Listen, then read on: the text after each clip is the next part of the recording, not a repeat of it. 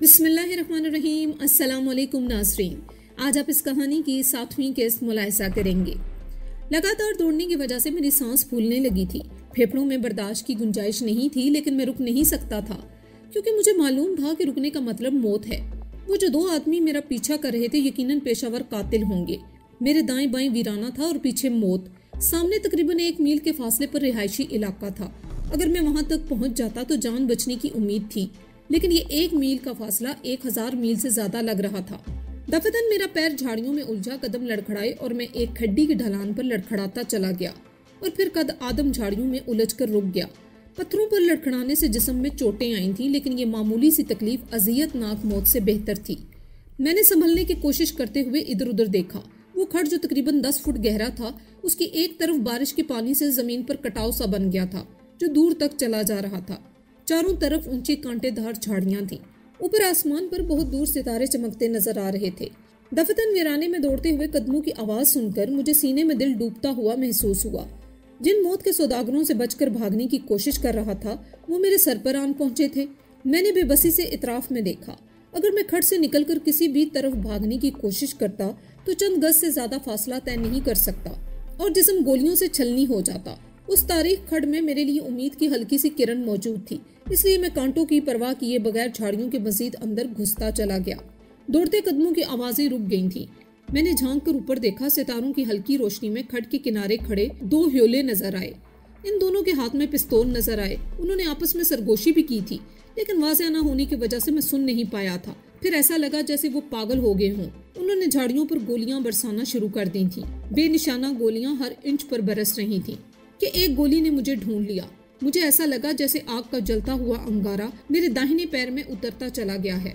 अगर मैं मुंह पर हाथ रखकर चीख को दबा न लेता तो मौत के वो हरकारे मेरी कमीन गाह से आगाह हो जाते और मेरे जिस्म में अनगिनत गोलियों के निशान सब्त होकर मुझे मौत के मुंह में पहुंचा सकते थे। चंद सेकंड बाद ये गोलियों की बरसात रुक गई और गड़े के ऊपर से आवाज सुनाई दी। लगता है वो यहाँ नहीं, कहीं और छुपा है। अगर इस खड्ड में होता तो एक न एक गोली इसे जरूर लगती और इसकी बेसाख्ता चीख खुद बता देती कि इसकी मौत ने इसे ढूंढ लिया है। मुमकिन है वो खड्ड के अंदर कहीं दूर निकल गया हो। झाड़ियां भी तो देखो कितनी घनी हैं। इनकी आड़ लेकर पूरी पलटन भाग सकती है। मुसलसल बोले जा रहा था और वहां से हटने का नाम नहीं ले रहा था। इसने फिर कहा, हो सकता है वो चमड़ा कारखाने की तरफ निकल गया हो। मैं बिल्कुल दम साधे पड़ा था। सांस लेने में भी एहतियात कर रहा था क्योंकि हल्की सी भी आवाज इन्हें मतवज्जो कर सकती थी। जख्म से निकलने वाला खून मुसलसल निकले जा रहा था। मैं इसे बंद करने की कोई तदबीर करने से भी माजूर था। अगर हाथ पैर हिलते तो पत्ते खड़कते और इनके कान खड़े हो जाते, इसलिए तकलीफ को मौत से बेहतर जानकर बर्दाश्त करता रहा। मेरी मानो तो चमड़ा मिल की तरफ चलते हैं। वो इधर ही गया होगा। किस्मत का सांड है, अभी तक हमसे बचा हुआ है। अब तो मुझे डर लगने लगा है कि कहीं वो वाकई कामयाब ना हो जाए। वही बड़ बोला फिर बोला। इस बार इसकी आवाज में हल्की सी मर्दानी थी। साला कब तक भागेगा? हम इस शहर के चप्पे चप्पे से वाकिफ हैं और वो नया पंछी है। शायद बिहार का है, इसलिए कि हिंदी अच्छी बोल लेता है। अबे हमारे बिहार का यही तो खूबी है कि वहाँ सिर्फ जीदार जन्म लेते हैं। शायद वो भी बिहार का था, इसलिए बिहार की तारीफ में रुतबल इंसान था। जितने चोर चोटे हैं सब वहीं के होते हैं। अगर कलकत्ता ना होता तो ये कहाँ जाते? दूसरे वाले ने मजाक के अंदाज में कहा। अभी मुंह संभाल कर बोल, तेरे यूपी में चोर कम है क्या? नटवर लाल के रिश्तेदार याद कर। नटवर लाल यूपी का था, इसने चिढ़कर कहा। नटवर लाल चोर नहीं फनकार था। वो मामूली चोरी करता था। वो खड़े खड़े बीच शहर में खड़ा घंटा घर कुतुब मीनार बेच देता था। याद कर, इसने लाल किले का सौदा कर लिया था और पकड़ा गया था। वो इस बिहारी को तपाने पर आमादा था कि बिहारी ने कहा, चल तेरी बात मान लेते हैं। डॉक्टर राजेंद्र प्रसाद पहले वजीर आजम को भी यूपी का बना देते हैं। गांधी जी ने अदम ताउन तहरीक के आगाज की सरजमीन पर भी सीतामढ़ी नहीं यूपी को बनाया। ये भी तारीख की किताबों में लिखवा देते हैं। अबे हमारे बिहार की बुराई करता है। भारत भर में कहीं भी ऐसे अक्लमंद तुझे नहीं मिलेंगे, समझा? अच्छा बाबा अच्छा, तेरा बिहार महान, मान लिया, चल अब आगे बढ़, कहकर शायद वो आगे बढ़ गया था। कदमों की आवाज आहिस्ता आहिस्ता दूर होती जा रही थी।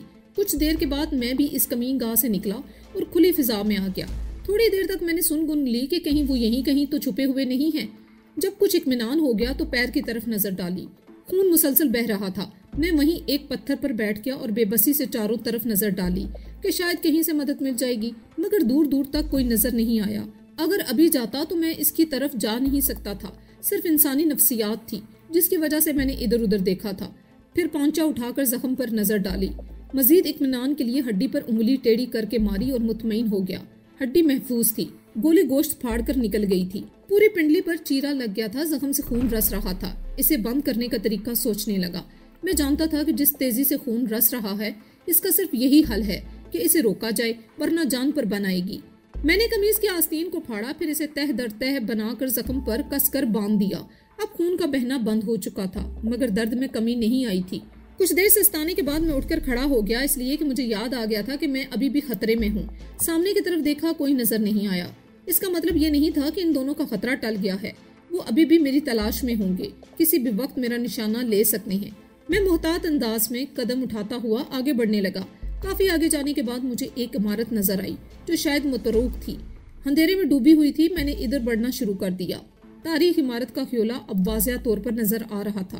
कुछ नजदीक पहुंचने के बाद इस इमारत का दरवाजा नजर आया। दरवाजे में पलड़ा नहीं था, शायद किसी ने उखाड़ लिया हो। मैं इससे अंदर दाखिल हो गया। अंदर गुप अंधेरा था। मैंने रेडम डायल की घड़ी पर नजर डाली। 10:20 हुए थे।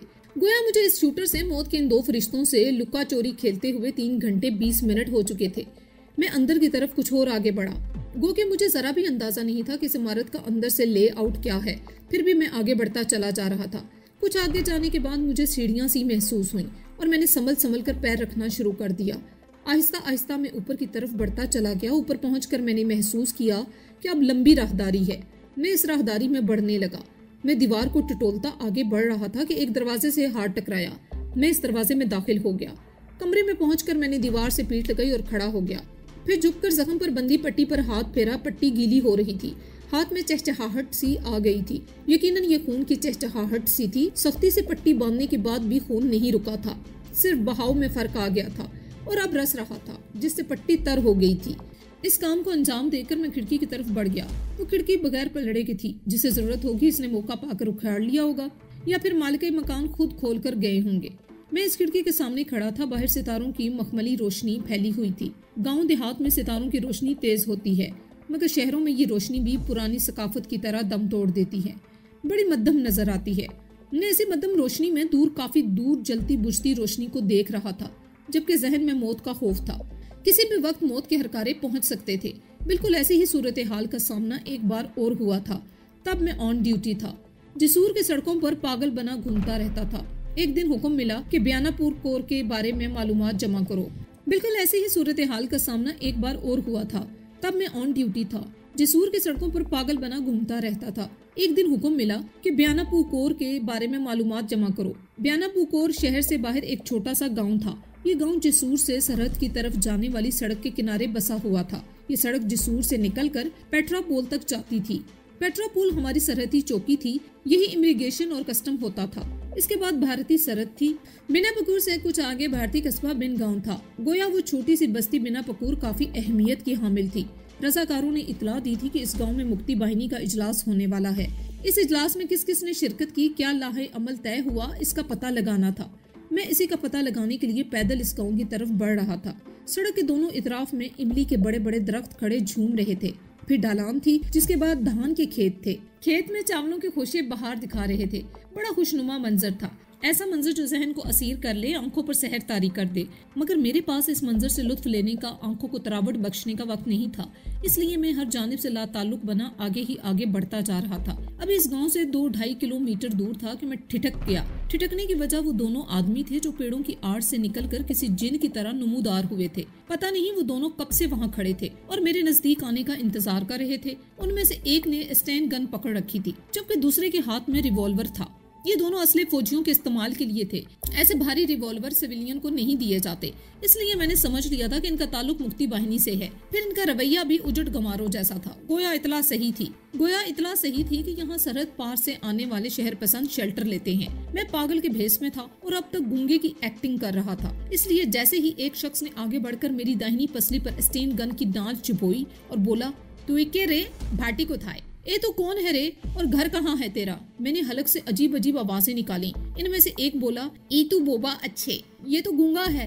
ये वही था जिसने पिस्तौल पकड़ रखा था। नहीं, ये गूंगा नहीं भी हो सकता, तभी तो तुम तहकीक करो। अभी मैं इनसे निपटने की सोच ही रहा था कि मजीद 2 नौजवान आ गए। ऐसा लग रहा था जैसे असले नहीं खिलौने हैं जो हर एक को दे दिए गए हैं। इन चारों के खड़े होने का अंदाज ऐसा था जो चीख चीख कर कह रहा था कि इन्हें दुश्मन को घेरने का कोई तजुर्बा नहीं है। मैं एक ही बार में इन चारों को मिट्टी चटा देता, मगर मैं पहल करने से गुरेज़ां था। चाहता था कि बस इन्हें मुतमईन कर दूं ताकि इस घर तक बआसानी जा पहुंचूं। पहरे का मतलब यही था कि वहाँ कुछ हो रहा है, और जो कुछ हो रहा है वो मेरे वतन अजीज के लिए खतरनाक ही होगा। इस खतरे का गला घोंटने के लिए इस मरकज को तबाह करना जरूरी था। इसलिए इन्हें वर्गलाने के लिए मैंने उछलना कूदना शुरू कर दिया। ये उछल कूद दम में थी। हमारे पीछे पाकिस्तान के मज़ारों पर जिस तरह अकीदतमंद धमाल डालते हैं, बिल्कुल वैसे ही मैंने ढाका के शाह अली बगदादी के मज़ार पर भी धमाल देखा था। फिर जसूर में भी ऐसा ही मंजर नजर आया था, इसलिए मैं धमाल की नक्काली कर रहा था। मुझे धमाल करते देखकर स्टेन गन वाले ने मेरी पीठ पर जोर से स्टेन गन की नाल मारी। अगर मेरा जिस्म कसरती ना होता, इंस्ट्रक्टर की मेहरबानी से जिस्म फौलादी ना होता, तो मेरी चीख निकल जाती। मैंने चोट की परवाह नहीं की और इसी रफ्तार से उछलता कूदता रहा जैसे मुझ पर हाल आ गया हो। स्टेन गन वाले की इस हरकत पर पिस्तौल बरदार को गुस्सा आ गया। इसने तेज लहजे में डांटा, ये अल्लाह वाला है, इसे जाने दो। ऐसे कैसे जाने दूं? देख नहीं रहा इसका कद बिल्कुल पंजाबियों की तरह लंबा है। ला इलाहा इल्लल्लाह मुहम्मद रसूलुल्लाह। अगर अब तुमने इसे कुछ कहा तो मैं गोली चला दूंगा। वो आपे से बाहर हो रहा था कि बाद में आने वालों से एक ने स्टेन गन वाले से कहा, कुनाई जाने दो, इसका बाप भी फकीर है ना, इसलिए फकीर की इज्जत करता है। जाने दो, इसका बाप भी फकीर है ना, इसलिए ये हर फकीर की इज्जत करता है। मुझे मालूम था कि बंगाल में फकीर को भिखारी कहते हैं, जबकि फकीर इन्हें कहते हैं जो पीर हों या फिर किसी खानगाह या मजार से मुंसलिक हों। गोया मेरी किस्मत अच्छी थी। सितारा अरूज पर था, जिसकी वजह से एक खानका ही बंदा मिल गया था, जबकि दूसरा अपने नाम से ही हिंदू लग रहा था। मैं इसी तरह उछल रहा था कि मेरे हमदर्द ने मेरे नजदीक आकर हक हक हक अल्लाहू का नारा लगाया। ये खानकाहियों का इशारा है कि अगर हाल शबाब पर नहीं है तो होश में आ जाओ, और मैंने फौरन खुद को रोक लिया। इसने झुककर मेरे पैर छुए, जो कि वहाँ पर कदम बोसी कहलाता है। फिर मुड़कर अपने साथियों से बोला, ये वाकई फकीर है, चलो वापस चलते हैं। फिर मुझसे बोला, मियाँ साहब आगे खतरा है, वापस चले जाइए। हाँ, मैंने इस तरह कहा जैसे मैंने इसकी बात समझ ली है। इस वक्त मुझे ये ख्याल नहीं था कि जो गूंगे होते हैं इन्हें सुनाई भी कम देता है, मगर वो लोग तो बस एवी से गुंडे थे जो पैसों के लालच में मादरे वतन का सौदा करने के लिए दुश्मन के गुलाम बन गए थे। इन्हें वापस मुड़ते देखकर मैं भी वापस मुड़ गया था। इनका रुख सरहद की तरफ और मेरा शहर की तरफ था। मैं छोटे छोटे कदम उठाता हुआ आगे बढ़ने लगा था। मैंने दानिस्ता अपनी रफ्तार सुस्त रखी थी। कुछ दूर जाने के बाद मैं एक पेड़ के नीचे बैठ गया, ऐसे जैसे सस्ता रहा हूँ। बैठने के बाद मैंने सड़क का जायजा लिया था। दूर दूर तक कोई नजर नहीं आ रहा था, मगर मुझे अंदाजा था कि वो सब फिर से पेड़ की आड़ में खड़े होंगे और मुझे देख रहे होंगे कि मैं वाकई जा रहा हूँ या नहीं। कुछ देर बैठने के बाद मैं फिर खड़ा हो गया और शहर की तरफ बढ़ने लगा। काफी दूर आने के बाद मैं फिर बैठ गया, मगर इस बार मैं बैठा जरूर था, मगर पहले की तरह नहीं। बैठते ही मैंने खिसकना शुरू कर दिया। खिसकते खिसकते सड़क से खेत में उतरा, फिर झुककर इस तरफ दौड़ने लगा जिधर से आया था। धान के खेतों में पानी रहता है, जिसकी वजह से किनारे की जमीन भी कीचड़ वाली होती है। मैं कीचड़ में ही चल रहा था, मगर एहतियात का दामन नहीं छोड़ा था। कीचड़ में पैर पड़ने से आवाज पैदा होती है, इसलिए पैर रखने में भी एहतियात कर रहा था। इस तरह झुकी झुकी हालत में मैं तकरीबन 3-4 फरलांग आगे आ गया था कि मेरी नजर 2 शख्स के ह्योले पर पड़ी। वो दोनों सड़क के दूसरी जानिब खड़े थे। मैं समझ गया था कि ये दोनों वही हैं। दूसरी जानिब होने की वजह से मुझे देख नहीं पाएंगे। अंधेरे ने मुझे क्यों मुंह फौलज कर रखा था। मैं मजीद झुककर आगे बढ़ने लगा कि कुछ दूर जाने के बाद मुझे वो आबादी नजर आ गई। छोटे बड़े घरों पर मुश्तमिल इस आबादी में वो घर बिल्कुल अलग नजर आ रहा था। इस इमारत को हवेली कहा जा सकता था। मैं दबे कदमों इसी हवेली की तरफ बढ़ने लगा। हवेली के गिर्द 6 फुट ऊंची दीवार थी। आम आदमी के लिए वो फसीर होगी, मगर मेरे लिए ये दीवार कोई हैसियत नहीं रखती थी। एक ही जंप में इस दीवार पर पहुंच गया, फिर दूसरी तरफ उतर गया। मैं नंगे पांव था, इसलिए धमक का सवाल न था। दूसरी जानब उतरते ही मैंने इस खिड़की की तरफ बढ़ना शुरू कर दिया, जिससे रोशनी बाहर आ रही थी। मैं गुरबाबाद चलता हुआ इस खिड़की तक पहुंचा, फिर दीवार से लगकर खड़ा हो गया। कुछ देर तक सुनगुन लेने की कोशिश करता रहा, फिर अंदर झांका। अंदर 1-2 नहीं तकरीबन 20 नौजवान होंगे। सब के सब मुसल्ला थे, खबासत भरे चेहरों वाले। वो सब जसूर कैंट पर हमला करने, अफरा तफरी फैलाने का प्रोग्राम बना रहे थे। मैं इनकी एक एक बात को जहन में नोट कर रहा था कि मेरे दाहिने शाने पर मुक्का पड़ा और मेरी चीख निकलते निकलते रह गई। मैं फुर्ती से मुड़ा था। मेरे पीछे एक नौजवान खड़ा था। इसके हाथ में लाठी थी। इसी लाठी से इसने मेरे सर पर वार किया था। ऐन वक्त पर मैं कुछ झुक गया था, वरना वो लाठी मेरे सर पर बजती। इसने अनजाने में शेर की दुम पर पैर रख दिया था। सजा तो भुगतनी ही थी। मैंने उछलकर इसकी गर्दन पकड़ ली थी और बिला तकल्लुफ दबाता चला गया था। जब वो मेरे हाथ पर झूल गया तो मैंने इसे उछाल दिया। क्योंकि ये लड़ाई बे आवाज थी, फिर भी लोग अंदर से निकल निकल कर बाहर आ रहे थे, इसलिए मैं वहां से निकल भागा। मगर मेरा रुख सड़क की तरफ नहीं था। मैं जानता था कि अगर मैं उधर गया तो घर जाऊंगा। इंसान की फितरत है कि वो आसान राह को पसंद करता है। वो लोग भी मुझे ढूंढने के लिए आसान रास्ते पर जाएंगे, इसलिए मैंने दुश्वार राह चुन ली। बजाय सड़क की तरफ जाने के मैं सामने वाले अहाते में दाखिल हो गया था। अहाते में दाखिल होते ही मैंने इमारत की तरफ दौड़ लगा दी थी और एक खुली हुई खिड़की से कमरे में कूद गया था। कमरा बिल्कुल खाली था। मैंने मजीद अंदर जाने, दूसरे कमरों को चेक करने के बजाय फुर्ती से खिड़की बंद की और दीवार से लगकर खड़ा हो गया। इस इमारत में कितने अफराद हैं, ये घर किसका है, कितने लोग हैं, बाहर क्या हो रहा है, मुझे कुछ पता न था। बस गैबी इमदाद के सहारे वहाँ छुपा हुआ था। मैं खिड़की से बाहर देखना ही चाहता था कि एक जनाना आवाज सुनाई दी। क्या हुआ? बाहर इतनी भाग दौड़ क्यों हो रही है? सवाल बंगला में किया गया था, जवाब भी बंगला में आया। लगता है पाक फौज ने हरामियों को घेर लिया है। इस जवाब ने मुझे खुश कर दिया। ये घर किसी मुहब्बे वतन का है। बंगालियों की एक बड़ी तादाद पाकिस्तान की बका चाहती थी और मुक्ति बाहिनी को हिंदुस्तानियों को गालियां दिया करती थी। गोया इस घर में मैं महफूज था। फिर भी मैं इस तरह दीवार से चिपक कर खड़ा रहा। अल्लाह के बंदे, बाहर निकल कर तो देखो, यहीं से अंदाजा लगाने की कोशिश कर रहे हो। इस औरत की आवाज आई। अच्छा भाई, अच्छा, मैं बाहर जा रहा हूँ। फिर कदमों की आवाज दूर जाने लगी। मैं मुतमईन हो गया। गो के इनसे खतरा नहीं था, मगर इस्तरारी तौर पर वो चीख कर लोगों को जमा भी कर सकते थे। खतरा टला तो मैं दोबारा खिड़की तक जाने का सोचने लगा ताकि बाहर की खबर लूं, मगर अभी पहला कदम भी नहीं उठाया तक तेज चीख गूंजी।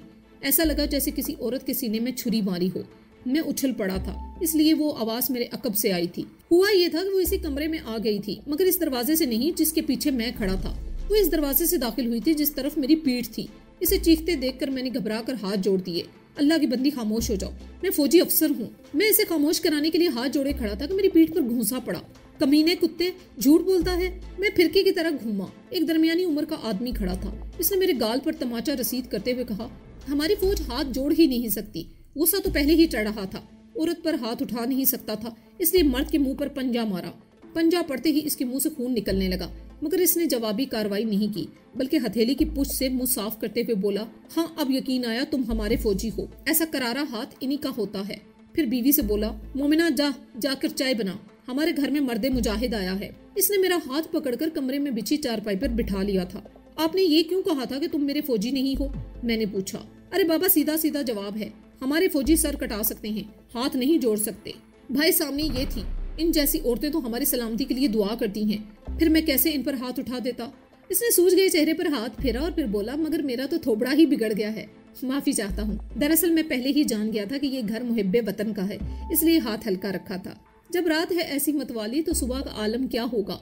हल्के हाथ में पूरा जबड़ा हिल गया, होंठ फट गए। वो पुरमजा अंदाज में बोला। मैंने इसे शाने से पकड़ा, अपने सीने से लगा लिया, फिर बोला, अब तो माफ कर दें। अच्छा चलिए, आपका बोरी कबूल किया। आहा, बोरी?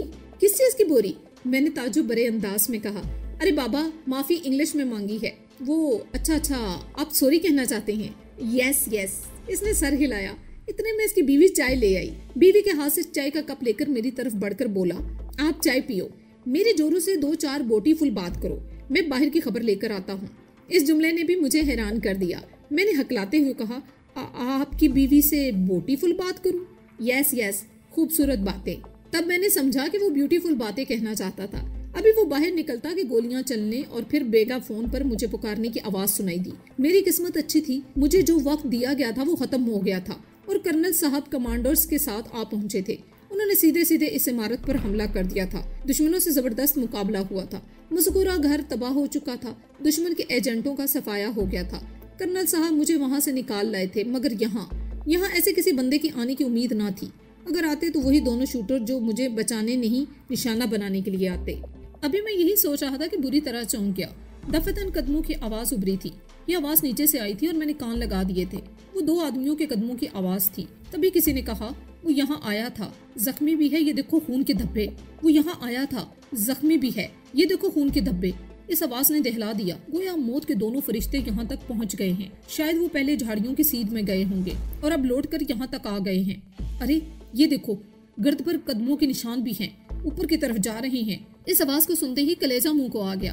तुम यहीं ठहरो, मैं ऊपर देख कर आता हूँ, टॉर्च भी बुझा दो, वो होशियार हो सकता है। कदमों की आवाज अब ऊपर की तरफ बढ़ रही थी। मैं पूरी तरह होशियार हो गया। दीवार से बिल्कुल चिपक कर खड़ा हुआ था। पीछे हटने की वजह से मेरे पैरों से कोई चीज उलझी थी। मैंने झुककर इसे उठाया तो दिल खुश हो गया। वो तार था, स्कूटर क्लच वायर, तकरीबन 2 फुट का होगा। मैंने दोनों हाथों में इसके दोनों सिरे लपेट लिए। अब वो एक खतरनाक हथियार बन चुका था। अब मैं पूरी तरह कदमों की आवाज की तरफ मुतवज्जो हो गया था। कदमों की आवाज अब राहदारी में आ रही थी। फिर वो आवाज कमरे के दरवाजे पर आकर रुक गई। शायद इसने गर्द पर बने कदमों के निशान से अंदाजा लगा लिया था कि मैं इसी कमरे में हूँ। मैंने दरवाजे और फर्श के दरमियान के खला में देखा, हल्की रोशनी अंदर तक आ रही थी। शायद इसके हाथ में पेंसिल टॉर्च थी। फिर वो रोशनी बुझ गई। मैं मजीद होशियार हो गया क्योंकि दरवाजा आहिस्ता आहिस्ता खुल रहा था। फिर पिस्तौल की नाल की झलक नजर आई और एक और सर दाखिल हुआ। वो जो कोई भी था बड़ा एहतियात से दाखिल हो रहा था। दरवाजे के पीछे खड़ा मैं पसीने में शराबूर हो रहा था। ये लम्हा ही इतना तनाव भरा था। अस्साब जवाब दे रहे थे। मैदान जंग में लड़ना और तड़तड़ गोलियां चलाना आसान है, मगर इस तरह दुश्मन का इंतजार बहुत मुश्किल है। मैंने क्लच वायर के दोनों सिरों को मजबूती से पकड़ लिया और दोनों एड़ियों पर खड़े होकर इंतजार करने लगा। बिला आखिर 1-1.5 सेकंड बाद वो अंदर आ गया, मगर जैसे ही इसने अंदर कदम रखा मैंने उछलकर इसकी गर्दन में वायर से हल्का किया और फिर इसे कसता चला गया। आने वाला लड़खड़ाया, पिस्तौल इसके हाथ से निकल गया। वो शिकार करने आया था और खुद शिकार हो गया था। यही तो इस दुनिया का कानून है, जो कमजोर पड़ा वो शिकार, वरना शिकारी। मैं पूरी कुव्वत से तार के दोनों सिरों को खींच रहा था। दुश्मन बुरी तरह मचल रहा था, तड़प रहा था, आजादी की कोशिश कर रहा था, मगर मैंने जरा भी मौका नहीं दिया और सिरों पर इतनी कुव्वत सर्फ की कि इसकी दोनों आंखें बाहर उबल पड़ी। इसका जोर लगाता जिस्म साकत हो गया और वो लहराता हुआ जमीन पर गिरता चला गया। इससे फुर्सत पाकर मैंने तार को गुच्छे की शक्ल दी, इसे लुपेट कर जेब में रख लिया। अब यही मेरा हथियार था, इससे आगे भी काम लेने थे। इस जोर आजमाई में मैं बुरी तरह थक गया था। जख्म की पट्टी पर नजर डाली, वो फिर सुर्ख हो गई थी। इसकी तरफ तवज्जो देना फजूल था। मैंने इधर से नजरें हटाकर लाश की तरफ नजर डाली। वो सीधा सीधा दरवाजे पर पड़ा था। वो जब नीचे नहीं जाएगा तो इसका साथी ऊपर जरूर आएगा। इसकी नजरों से लाश को छुपाना जरूरी था। मैंने लाश को खींचकर दरवाजे के पीछे धकेला ताकि अंदर घुसने के साथ लाश नजर न आए। फिर पहले की तरह दीवार से टेक लगाकर खड़ा हो गया। मुझे पूरा यकीन था कि इसका साथी इसे ढूंढता हुआ ऊपर जरूर आएगा।